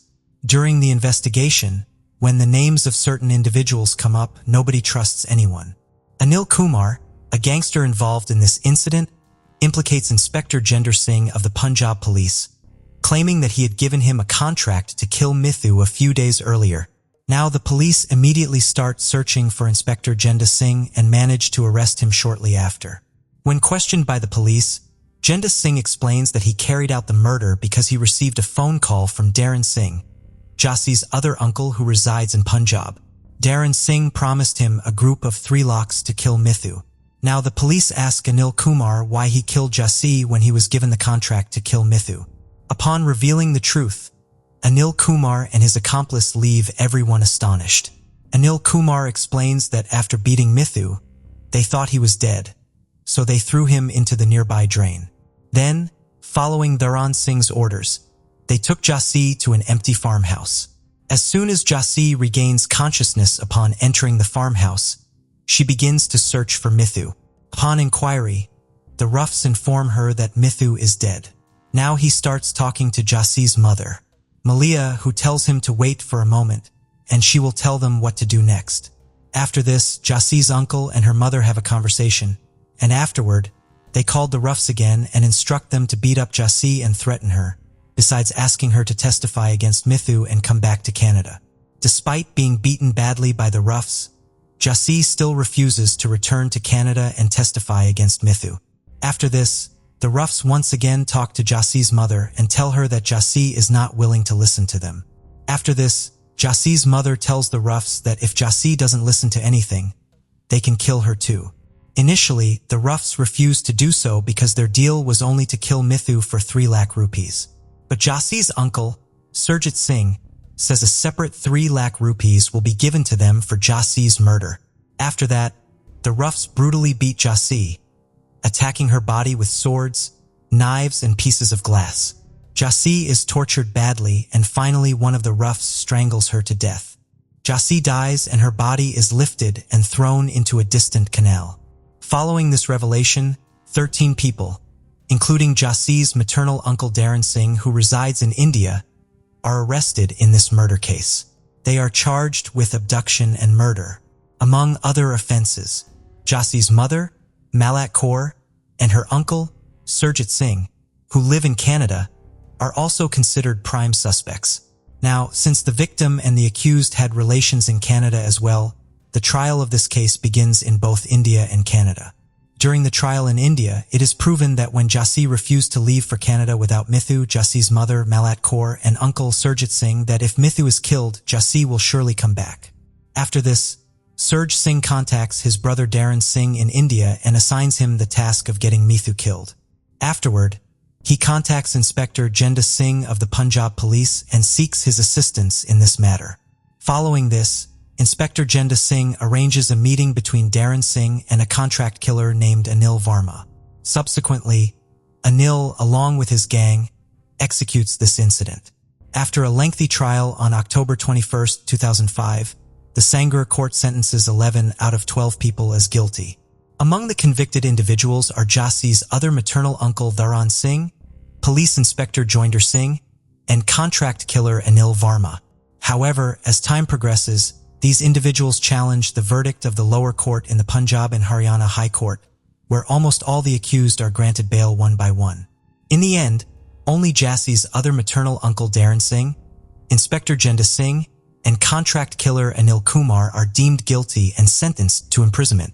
However, all the convicted individuals challenge this decision of the High Court in the Supreme Court. Subsequently, proceedings begin here as well, and on April 16, 2015, Darren Singh is acquitted and discharged. However, the rest of the defendants do not receive relief from here and their sentence remains upheld. Apart from this, before delving into what happens in the courts of Canada, let's take a step back in the case. Due to being severely injured in the attack, Mithu remains hospitalized for a long time. While staying in the hospital, Jassi's final rites are also performed. However, as soon as Mithu recovers and returns home from the hospital, a series of 7 cases are filed against him, one after another. There were some cases of illegal weapon possession with allegations of drug selling against Mithu, and pressure is also built by the police and Jassi's relatives to retract his statement and end the case. However, Mithu doesn't yield to anyone's persuasion and continues with the case. Meanwhile, in 2004, a woman accused Mithu of rape. Upon these allegations, Mithu is immediately arrested and sentenced to Lana Central Jail. Mithu stays in this jail for the next 4 years. But after 4 years, it is proven in court that the woman who accused Mithu of rape had connections with Jassi's maternal family, and she falsely accused Mithu for money. After this revelation, Mithu is released from jail after serving 4 years. However, despite this, there were still some cases pending against Mithu, and he continued to have dealings with the jail during this time. Besides Mithu, his brothers also faced different allegations, and behind these accusations was Jassi's uncle, Sarat Singh. When Mithu doesn't fear even fake cases and threats, around 2012, attempts are made to buy him off. In this case, Jassi's family offers Mithu 10 million rupees and a prime location of 14 acres of land to change their statement. However, Mithu remains steadfast and continues the fight for justice. Malak Kaur and Surjit Singh, the main suspects residing in Canada, were extradited to India for the trial of Jassi's murder case, which began on January 6, 2012 in Canada. The police in Maple Ridge arrested Jassi's mother, Mallard Cow, and her uncle, Surjit Singh, for conspiring against Jassi and arranging her murder. After 2 years, on September 9, 2014, the Supreme Court of British Columbia approves their extradition to India. Both suspects then appeal to the Supreme Court of Canada, which stays the lower court's decision and starts a new trial. On September 8, 2017, the Supreme Court of Canada orders Malak Cow and Surjit Singh to be sent back to India to face the charges. After the decision of the Supreme Court of Canada, 3 police officers from Punjab immediately depart for Canada to take the accused into custody. However, in the meantime, the accused once again file a petition for review against the court's decision. As a result, the Punjab police have to return empty-handed. Although the review petition provided temporary relief for a few months, finally, on December 11, 2018, the Supreme Court of Canada rejects the review petition, leading to their definitive extradition to India. After the completion of legal formalities, both accused were repatriated to India by Canadian authorities. Lynn Hernan was born in June 1956 in Madison, the capital of Wisconsin, USA. She was the only daughter of Lorraine and Robert Hernan. Her arrival was a joyous and significant event for the newlyweds. Robert, a World War II veteran, had started his own plumbing business upon returning to the United States, while Lorraine was involved in real estate sales. Their stable financial situation allowed them to provide Lynn with abundant opportunities. Robert and Lorraine were known for their warmth, and their home was always filled with joy and the company of friends and loved ones. It was no surprise that Lynn, from a young age, exhibited an outgoing and friendly nature. Her parents owned a cabin outside the city, which quickly became her favorite place. Lynn eagerly counted down the days to spend her school vacations there. For her father, these visits were perfect for a getaway, while Lorraine loved the peaceful and beautiful surroundings filled with lakes and tranquility. As a fervent nature lover, it was there that Lynn developed a special affection for animals. It wasn't long before this fondness turned into a passion for rescuing and caring for abandoned animals, with a particular soft spot for cats, making it common for her to always have a new pet. During her high school years, Lynn's keen interest in maintaining her appearance became evident to everyone. After graduating in 1974, she chose not to pursue a conventional university education, but instead decided to become a hairdresser. Encouraged by her father, Lynn opened her own salon, and in a short time, thanks to her people skills, she built a good clientele. During this period, she formed a close friendship with Corinne Posa. Also from Madison, Corinne was married. The two soon discovered they shared an appreciation for the simple things in life. Corinne admired Lynn's ability to think carefully about her decisions and manage her finances prudently, leading to a life without unnecessary luxuries. In 1983, Lynn started a romantic relationship with Jim Kelleher. Although few details of his biography are known, it is clear that his friends saw him as a man with a free and adventurous spirit. These qualities quickly won Lynn over. With this in mind, the couple embarked on a lifestyle that involved constantly moving, always in search of natural settings that offered the tranquility they yearned for. However, after a few years together, their relationship deteriorated, leading them to separate. Despite this, their affection for each other kept them close friends. During this time, Lynn met Jennifer Flower, a native of Franklin, Wisconsin, who was a single mother to a 9-year-old girl named Jessie Korchevsky. Lynn's kind-hearted nature led her to support both mother and daughter, taking a special interest in helping raise young Jessie, to whom she grew very fond. In 1998, Corinne gave birth to her only son, Anthony Pozo. From then on, he became a cherished member of Lynn's extended family. As he grew, Anthony enjoyed spending time with the Hernans, whether it was playing with Robert, who often shared stories about World War II, or watching classic movies with Lynn. In the summer of 2002, when Jessie graduated from high school, Lynn was bursting with pride. She would often show photos of the two of them at the graduation ceremony to visiting friends. 5 years later, when Robert passed away, the loss was so profound for Lynn that she struggled with depression. However, thanks to her unyielding spirit and optimism, she eventually overcame this tough period. Meanwhile, her beloved Jessie was having a hard time adjusting to adulthood. Deciding not to pursue a college education, she frequently changed jobs. But these were not the only troubling signs. In February 2010, seeking quick money, Jessie opened a bank account under the names of a neighbor couple and took out loans totaling $4,000. 2 months later, she committed even more serious acts of fraud, this time targeting her own mother. Without Jennifer's knowledge, Jessie took her social security card, IDs, checks, and car title and secured a loan of over $6,000. She also obtained a car title loan. When an arrest warrant was issued for Jessie, she attempted to flee and used fraudulent checks to pay for a hotel. However, the authorities caught up with her and she was arrested. Eventually, Jessie was sentenced to 2 years in prison before becoming eligible for parole. In 2013, the death of Lorraine was another significant blow for Lynn. During this painful time, the unwavering support of her friend, Corinne, along with visits from Jennifer and Jessie, who was now back on the outside after serving her sentence, were crucial in helping her heal.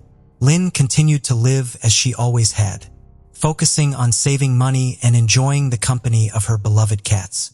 Additionally, Lynn avoided using technology and did not own a cell phone or computer. She preferred handling her transactions with cash or checks, a method Anthony found outdated but also charming. Although she had a credit card, she used it sparingly and always tried to pay off any debt quickly. Meanwhile, Jessie had found a new job and started dating a man named Scott, who was single but had a daughter from a previous relationship. They soon decided to move in together and discovered a shared passion for casinos, visiting them twice a week. Jessie often spent all her money at these establishments. In early 2016, Lynn began experiencing various health problems, including back issues and heart and liver complications, which required constant medical attention. As a result, she spent most of her time at home. Initially, Jennifer took on the role of her caregiver, but eventually, it was her younger and more energetic daughter, Jessie, who assumed the responsibility. This gave Jessie access to Lynn's credit cards. Additionally, Lynn signed blank checks for her to assist with groceries and medications. In August 2016, when Anthony started university, he made it a habit to stop by Lynn's house on his way to campus. During their shared lunches, Lynn expressed her desire to support him financially with his studies. However, Anthony was adamant about not wanting their relationship to be seen as a ploy for financial gain. Despite this, Lynn always found a way to give him some money for his expenses. In contrast, during her frequent visits, Jessie began excessively using Lynn's credit cards, taking cash advances, making online purchases, and spending more than Lynn could afford. She squandered money in casinos and city bars, knowing Lynn did not closely monitor her finances. As Jessie's spending increased, her job performance declined and she was eventually fired. However, she kept this a secret so neither her boyfriend nor her friends knew about it. She even lied to Scott, claiming that Lynn was in intensive care due to a coma, giving herself more time to do as she pleased without being at home. Aware of her declining health and the possibility of needing to move to a nursing home, Lynn was worried about the well-being of her cats. She entrusted Jessie with their care and gave her power of attorney to manage her belongings if necessary. She also drafted her will, naming Jessie and Anthony as the main beneficiaries. She informed both of them, albeit separately, about this decision. From that moment on, Jessie focused on finding the best way to permanently remove her benefactor from the picture. The devious plan didn't take long to form in Jessie's mind. As she was responsible for administering Lynn's medications, she discovered that among them were eye drops containing tetrahydrosaline. After researching online, she learned that ingesting large amounts of this substance could be fatal. One night, after returning home visibly drunk from a bar outing with friends, Jessie told her boyfriend Scott that someone might have spiked her drink with eye drops, causing her drowsiness. It was late and Scott, also tired, dismissed her strange claim. In the last week of September 2018, Lynn was hospitalized and the medical staff recommended transferring her to a long-term rehabilitation unit. Lynn adamantly refused the suggestion, feeling ashamed of her physical condition. She forbade Jessie from mentioning her hospitalization to anyone, determined to avoid being seen in such a deplorable state. So unlike the woman she once was. That same week, remembering he had missed her birthday, Jim tried to reach out to her.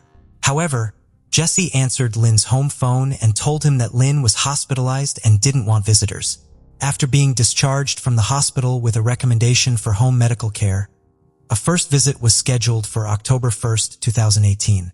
However, Lynn postponed it to October 5th, choosing to remain isolated from everyone. By this time, Jessie had already spent around $144,000 from Lynn's accounts, but she wanted it all. On October 3, 2018, taking advantage of Lynn's negligence towards her health, Jessie visited her under the pretext of administering her medications. While preparing the usual pills, she secretly poured the contents of 6 bottles of eye drops into a glass of water and offered it to Lynn. The poison took effect, and Lynn gradually lost consciousness and died.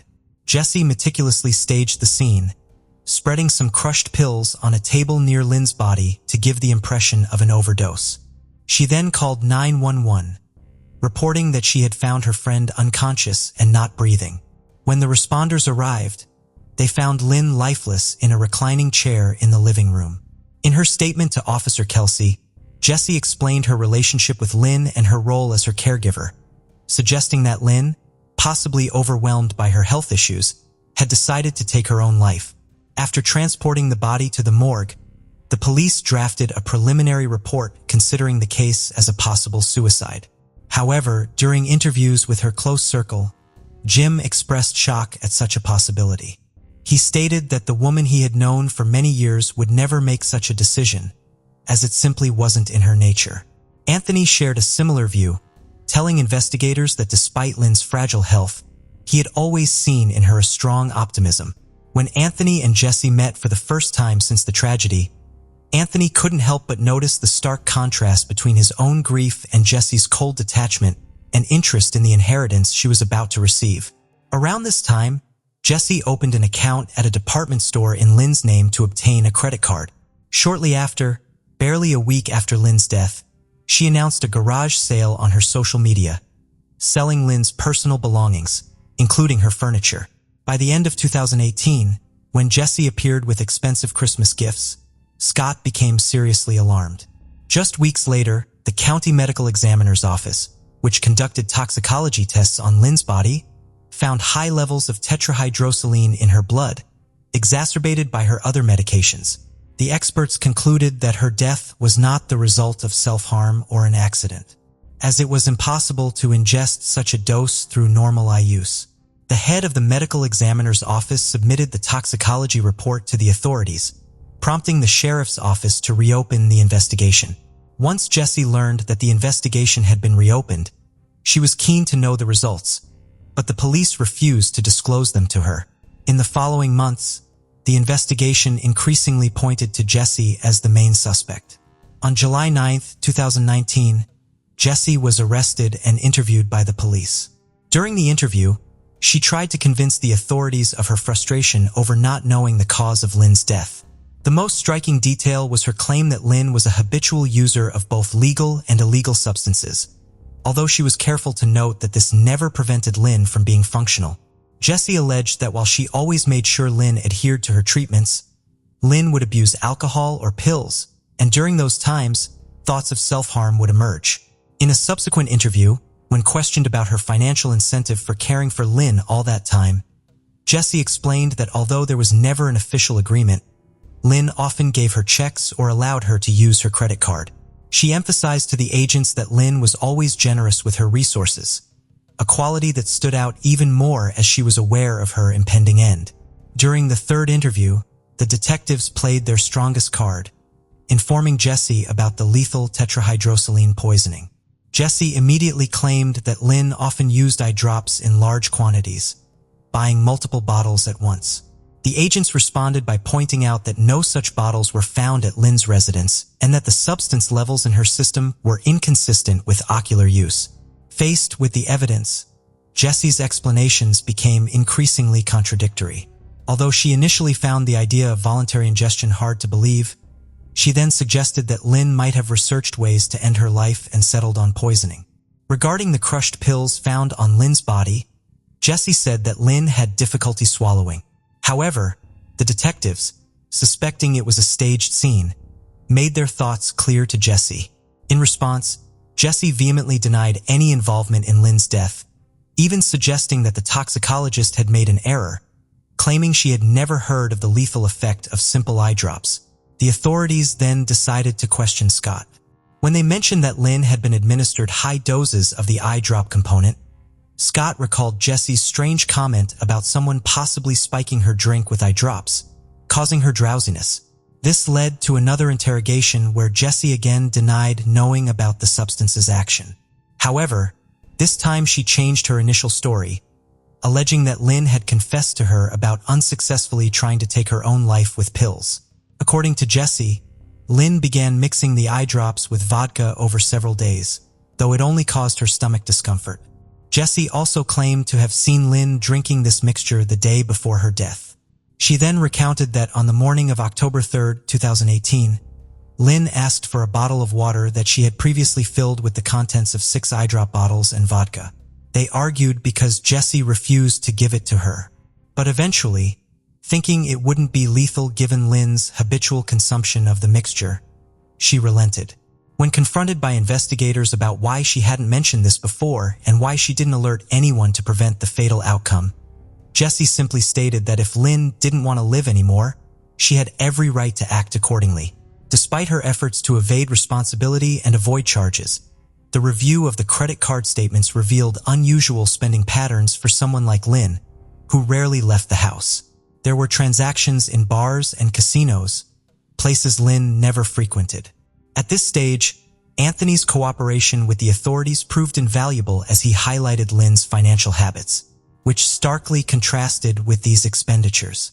Jesse's criminal history of fraud and her gambling addiction further exposed her malicious intent to the police, making her motives to harm Lynn crystal clear. Consequently, she was formally charged with first-degree intentional homicide and 2 counts of grand theft, though she pleaded not guilty. She was held without bail with a bond set at $1 million.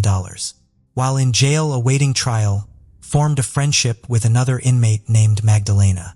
Jesse confided in Magdalena that Lynn had died from an overdose of medications and even revealed that she had spent Lynn's money in casinos and on luxuries she otherwise couldn't afford.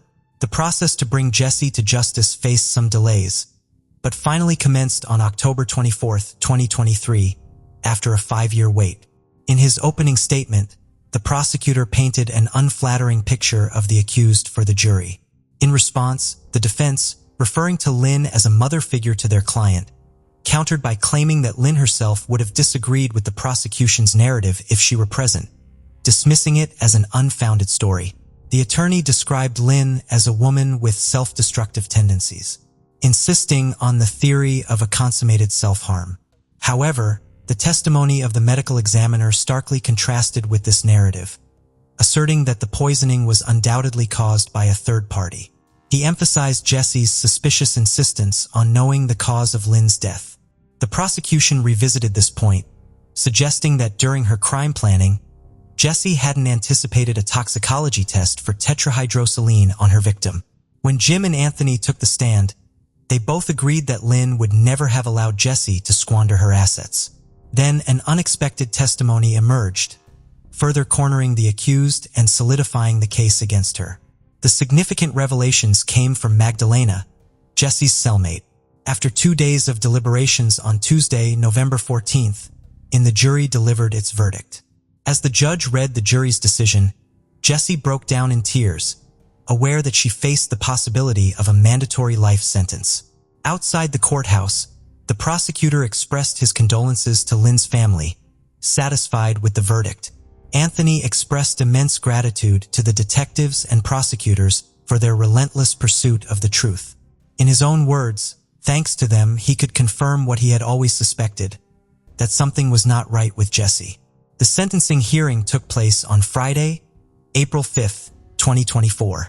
Accompanied by her new attorney, Jessie spoke for 2 hours about what she considered a flawed legal process, claiming she had not received effective defense. Nevertheless, after her testimony, the judge sentenced Jessie to life imprisonment with the possibility of parole after 30 years for the crime against Lynn Hernan. Additionally, she must serve 5 consecutive years for the 2 counts of theft, making her ineligible for parole until she is 80 years old. Furthermore, she was ordered to pay $386,000 in restitution through an escrow account for any money earned from interviews, book deals, movies, or documentaries related to the case. Present in the courtroom during the victim impact statements, Anthony had a few words for Jessie, wishing that her time behind bars would allow her to reflect on her actions. He said that, as he had hoped, her facade had finally ended and she could no longer deceive anyone. Although satisfied with the sentence, he expressed that it was impossible not to miss Lynn, who had been like an aunt to him. In honor of that love, Anthony plans to choose a monument where Lynn's remains can be laid to rest, seeking to provide her soul with the same tranquility and peace she always sought in life.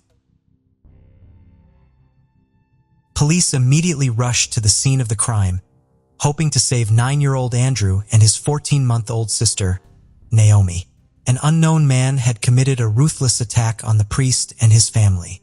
Leaving no traces behind, the criminal made it one of the detectives' most challenging cases in the detectives' careers. Fortunately, they managed to find witnesses who had seen everything. Their testimonies helped uncover the truth about what had really happened to the Hawkinsmith family. In 2013, in Danville, Kentucky, 35-year-old priest Michael Hawkinsmith, who had previously worked as a manager at a local pawn shop, had to take full control of the pawn shop due to the former owner's health condition. As a former priest, Michael had always been honest with people.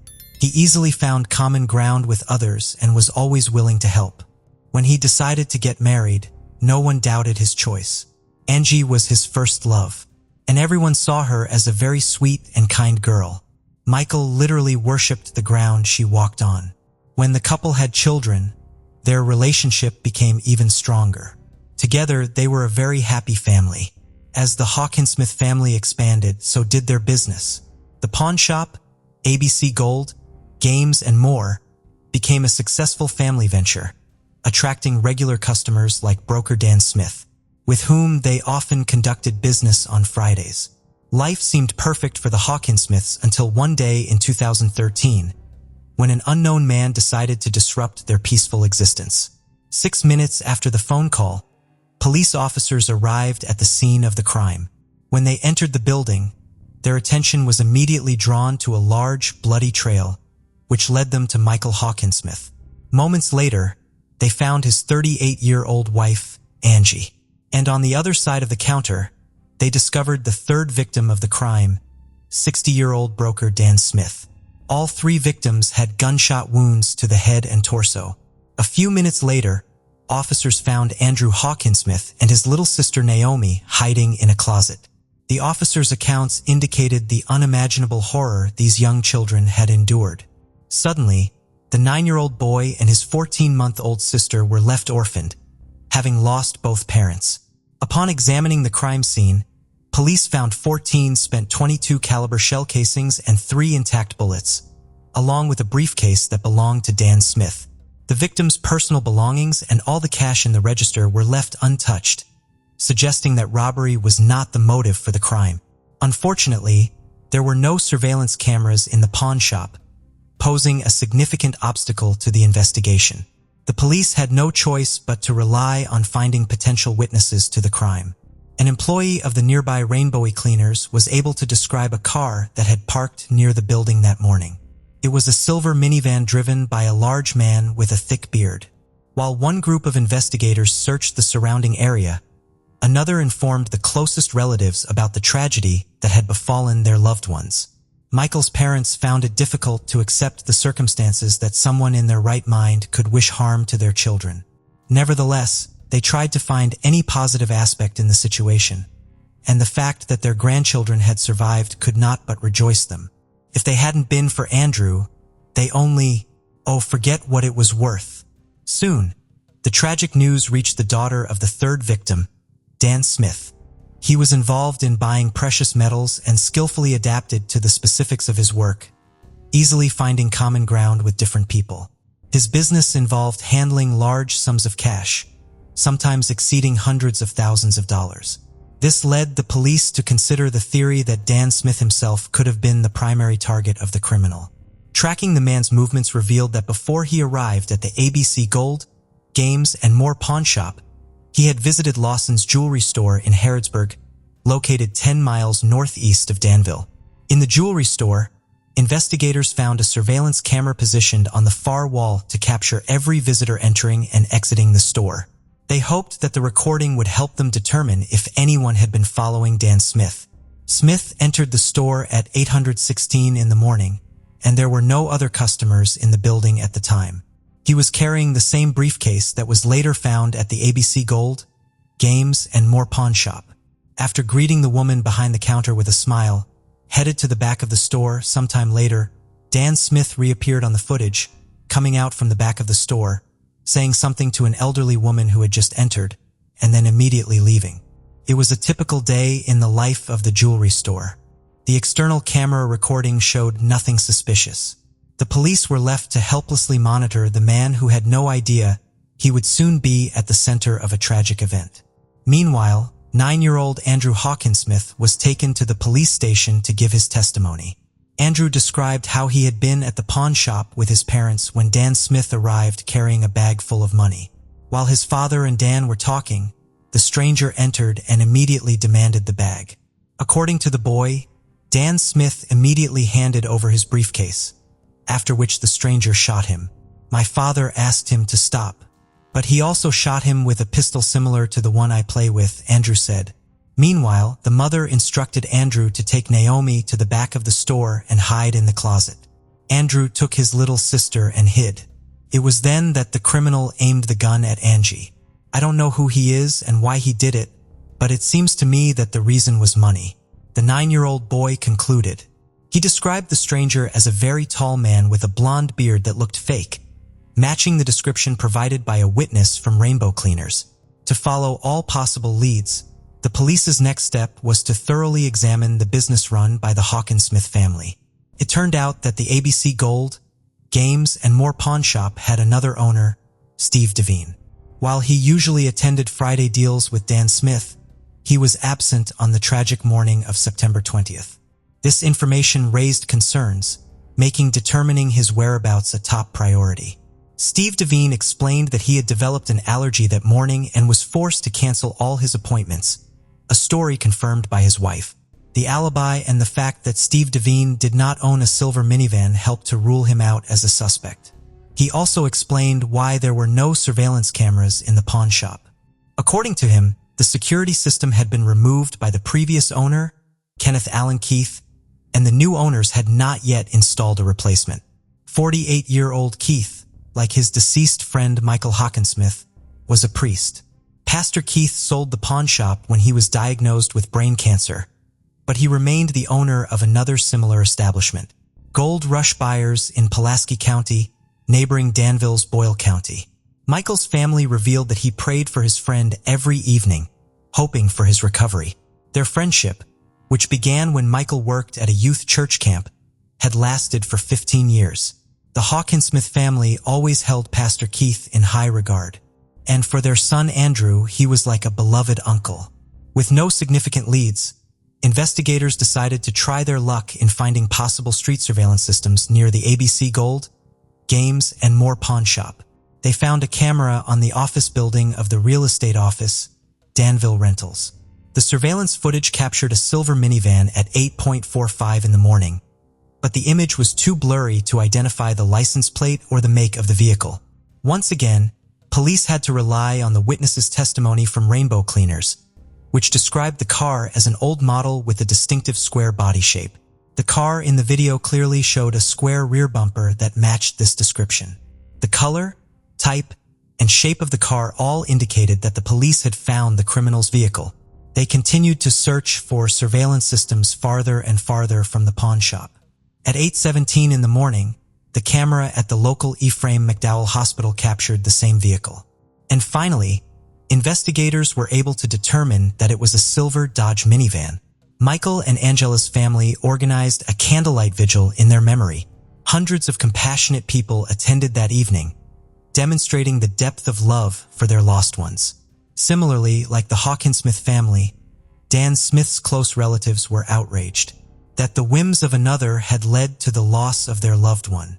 Despite their grief, they chose not to let anger overshadow their other emotions and joined in the funeral proceedings. Meanwhile, the Danville Police Department appealed to the public for any information about the criminal or his vehicle.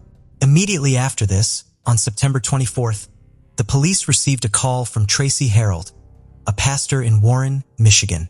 He claimed to be a friend of Kenneth Keith and mentioned that during their last conversation, they touched on the topic of the murder in Danville. And at that moment, Mr. Keith seemed to change. Pastor Kenneth Allen informed his friend that on that particular day, he was driving to Danville for medicine for his wife. He also expressed a sense of guilt for what happened, as he had given Michael Hawkinsmith the opportunity to become the owner of his former business. Keith put forward the theory that Dan Smith himself could have been the main target of the attacker. Keith explained that Dan would come to him every Sunday to pawn all his gold, always carrying large sums of cash with him. Keith speculated that someone might have tracked Dan's route and ultimately targeted him, but there was more to the story.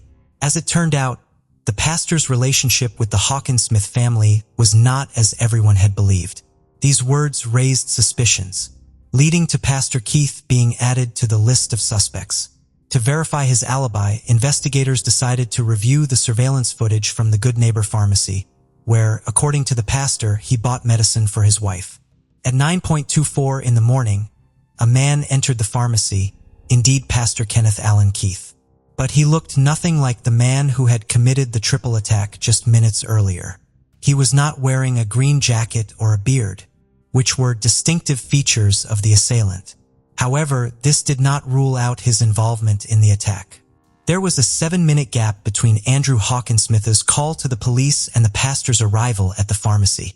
The police decided to check if it was possible to travel from the crime scene to the Good Neighbor Pharmacy in such a short time. They found that the trip took about 5 minutes in total, so it was plausible to commit the murders, quickly get into a car, and reach the pharmacy to establish a solid alibi. The key clue was that Pastor Keith had an unregistered 2008 Dodge minivan, which was silver. However, all the evidence found was circumstantial, and it was not enough for an arrest. So investigators turned to Tracy Harold to participate in a series of fake phone calls aimed at the suspect. Luckily, Tracy agreed. During these calls, Pastor Keith finally revealed his true feelings towards the Hawkinsmith family. Then, what everyone had been waiting for happened. Keith began discussing details of the case that had not been made public. Following that, Pastor Kenneth Keith explained that he left Danville and returned to Somerset. He then took his car to the car wash to prepare it for a planned family vacation. At 10:50 in the morning, Keith was seen on camera walking down the hallway to the cashier's counter. With a noticeable smile, it seemed clear that he was not involved in the dreadful crime that occurred earlier that morning. The external camera footage covering the parking lot showed Pastor Chameth leaving the car wash in the same silver Dodge at 11:25, matching all the images previously obtained from various surveillance systems in Danville. At that point, they had enough evidence to arrest the suspect. He was offered a polygraph test to prove or alleviate his involvement in the pawn shop crime. But his response was rather unusual. Keith stated that he would not be able to pass the polygraph successfully because during his military service, he was tasked with eliminating 3 individuals. The investigators obtained a warrant to search Kenneth Allen Keith's pawn shop, where they discovered a fake beard and a significant amount of cash. The police could not find any legitimate explanation for how he acquired most of the money. They also found bundles of bills wrapped in a ribbon with the name of the bank that issued them, revealing Dan Smith as their client. Further investigation revealed that the money found in Keith's pawn shop had recently been withdrawn from the account of a dead broker. Additionally, several .22 caliber casings were found in Keith's pawn shop. According to ballistics analysis, they were fired from the same weapon used to shoot the parents of young Andrew and Naomi. Based on all the evidence found, Kenneth Allen Keith was charged with 3 counts of deliberate homicide and first-degree robbery. It turned out that Pastor Keith believed that Michael Hawkinsmith and Steve Devine had conspired to get rid of him from the business. Knowing that Dan Smith carried large sums of money, Keith decided to exact his revenge on the day of their planned meeting at the pawn shop. Keith aimed to mislead law enforcement into thinking the crime was motivated by robbery. In reality, Michael Hawkinsmith and his partner, Steve Devine, had no involvement in the imagined conspiracy against Keith. During the investigation, no evidence of discreditable activities by Michael Hawkinsmith and Steve Devine was found. On September 20th, the criminal arrived in Danville in his silver Dodge Caravan. He circled the pawn shop for a while until he noticed Dan Smith's car parked nearby. The first victim was the broker himself, followed by Michael and then Angela Hawkinsmith. The pastor then took all the cash from Dan Smith's case and calmly left the crime scene, stopping at the Good Neighbor Pharmacy to be captured on its surveillance cameras and secure an alibi. His decision to go to the car wash was another attempt to remove traces and destroy any evidence that might have been left on his vehicle. In 2017, just before the trial, Kenneth Allen Keith pleaded guilty to all charges. He was sentenced to life imprisonment without the possibility of parole. Before the trial, investigators obtained medical documents from the Veterans Hospital and discovered that the pastor had never had a brain tumor. How could someone who seemed so spiritually inclined commit such a heinous crime? Furthermore, how was he going to live with the knowledge of what he had done? 41-year-old Rose Marie Moniz lived in Bristol County, Massachusetts. On March 23, 2001, Rose's father entered her home to pick her up for a doctor's appointment. He found her body on the bathroom floor and called the police. Investigators found that her purse was emptied out on the floor and an undetermined amount of cash was stolen. The autopsy report described significant trauma to her head, including skull fractures. The weapons used to inflict the injuries were a seashell, fireplace poker, and a cast iron kettle. Because of the money stolen from her, police theorized that the motive was burglary. There was, however, no sign of forced entry into the home. This possibly meant that Rose knew her attacker. Investigators found DNA on the seashell, but DNA was not advanced enough yet to test it. In 2019, investigators with the DA's office and state police took another look at Rose's case. They figured that because the seashell's spiky exterior made contact with her, then the culprit most likely put his fingers inside the shell to hold it. Authorities then finally found sufficient DNA for them to create a DNA profile. They were then able to confirm that the DNA belonged to David Reed. He is Rose's half-brother. He also served as a pallbearer at her funeral. Officials say that he beat a woman on June 10, 2003, while she was seated in his truck. He then shoved her out of his vehicle, stole her pocketbook, and left her in New Bedford, Massachusetts. The woman pressed charges and police set out to find Reed. More than a month later, during a police chase, Reed rammed his truck into a law enforcement car, injuring an officer. Cops caught up, but he fled Massachusetts before the trial in 2004. Reed lived on the run for a decade in Florida, Hawaii, and Alabama. In 2015, authorities caught him, but the charges against him had to be dropped because the woman he beat passed away 6 months earlier, and there was not enough evidence against him. He could still be charged with attempting to flee from officers, ramming his truck into a police cruiser, and bail jumping. He was sentenced to 3.5 to 4 years in prison. It was then that his DNA was taken and why they could later match it to the DNA found on the seashell. In January of 2022, officers arrested Reed for taking his half-sister's life, and they also brought back their case regarding the woman he beat. 63-year-old Helen Margaret Brooks lived in Apple Valley, California in 1985. She was a well-liked woman who modeled for Lolo's fashion boutique at the Apple Valley Inn. On July 5, 1985, Helen's friends and co-workers became alarmed after not hearing from her in a few days. They then went to her home in Apple Valley Gardens Apartments. Inside of her apartment, they found Helen's body. She had been strangled. Investigators collected DNA evidence from the scene, but were limited to the DNA technology of the time. Investigators learned that 37-year-old Robert Eugene Wertman met Helen in the days prior to her life being taken and was in her apartment between July 3rd and July 5th. Wertman was interviewed by investigators. He said that he had no knowledge of what happened to Helen and denied he went into her apartment.